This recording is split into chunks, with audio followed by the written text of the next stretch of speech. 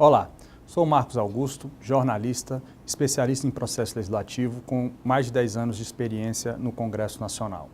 Esse é um curso básico sobre processo legislativo. Nesse módulo, vamos falar sobre as fases do processo e os conceitos envolvidos.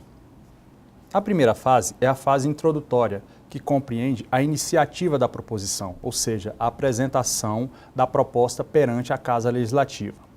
A iniciativa da proposição, ou seja, a sua apresentação, pode ser feita por um parlamentar, individual ou coletivamente, por uma comissão ou ainda extraparlamentar.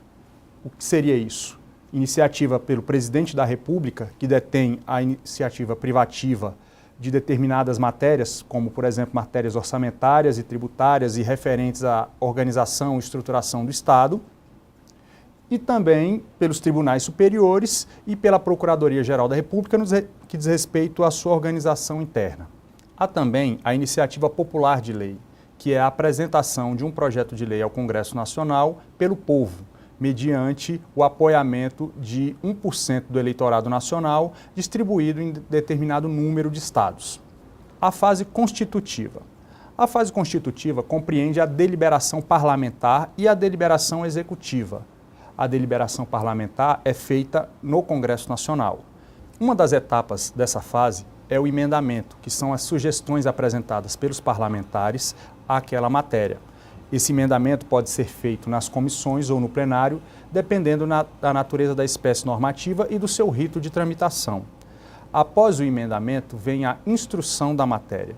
A instrução da matéria compreende a apresentação de um parecer pelo relator, a discussão e a votação propriamente daquela matéria. No caso dos projetos de lei, após a instrução, a proposta é remetida ao chefe do Poder Executivo para se manifestar a respeito, para dizer se concorda ou não com o que foi aprovado pelo Parlamento.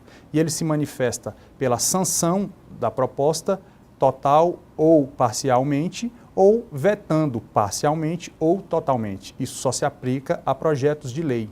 E, por fim, a fase complementar, que compreende a promulgação da matéria, que é a entrada da norma no ordenamento jurídico, e a sua publicação, que é a publicidade, a existência daquela norma, que é uma condição indispensável para a vigência e aplicabilidade da norma. Agora vamos falar sobre os ritos de tramitação.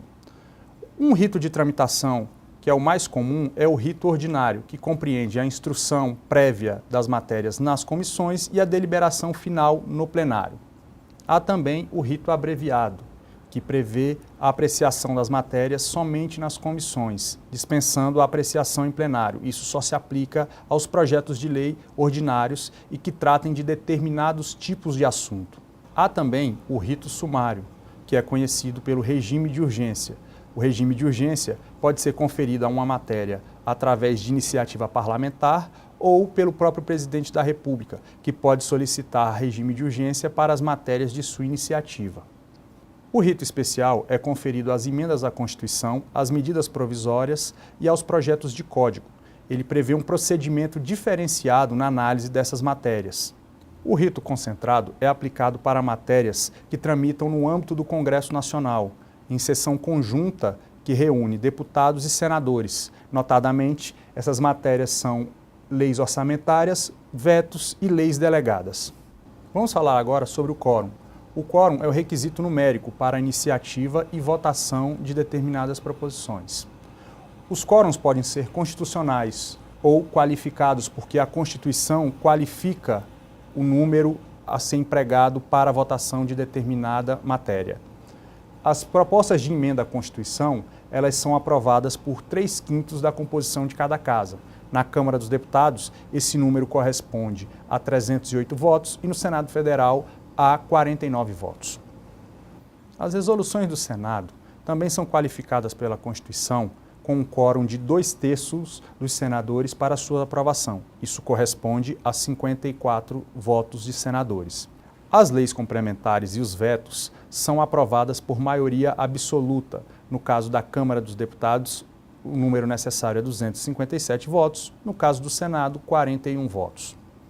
As demais proposições são aprovadas por maioria simples ou maioria relativa, que é estabelecida da seguinte forma: a maioria dos votos dos presentes, desde que esteja presente a maioria absoluta da composição da Casa.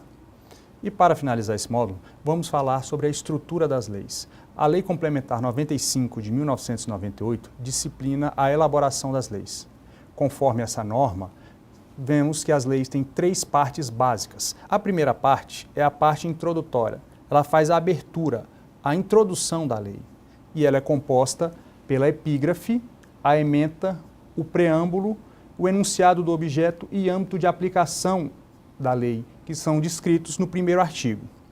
A segunda parte é a parte normativa, o texto das normas, ou seja, todo o desenvolvimento do assunto tratado na lei. E a parte final, ela faz o fechamento da lei, que são as medidas necessárias à aplicação e cláusulas de revogação e de vigência da norma. Além da disciplina na articulação dos textos legais, na sua estrutura, a elaboração das leis também contempla algumas técnicas. Uma delas é a legística. A legística é o método de elaboração técnico voltado à qualidade da produção da norma. É focada na redação legislativa. Já a legisprudência se configura na estratégia de aprovação da norma legal. Ela perpassa a técnica legislativa incorporando a experiência e o conhecimento do legislador. Finalizamos esse módulo. Nele, abordamos conceitos, procedimentos e requisitos necessários à elaboração das leis. Porém, há de se considerar alguns aspectos. A feitura das leis não é um processo unicamente racional. É influenciado por diversos fatores: opinião pública, contexto político, social e econômico. Os procedimentos variam conforme os atores e o cenário. Imprensa, povo, movimentos sociais e lobbies corporativos são atores determinantes para a tomada de decisão no âmbito do parlamento. Esse foi um curso básico sobre processo legislativo de caráter meramente introdutório. Eu espero que vocês tenham gostado. Eu agradeço ao Asa Clube pela oportunidade. Muito obrigado a todos.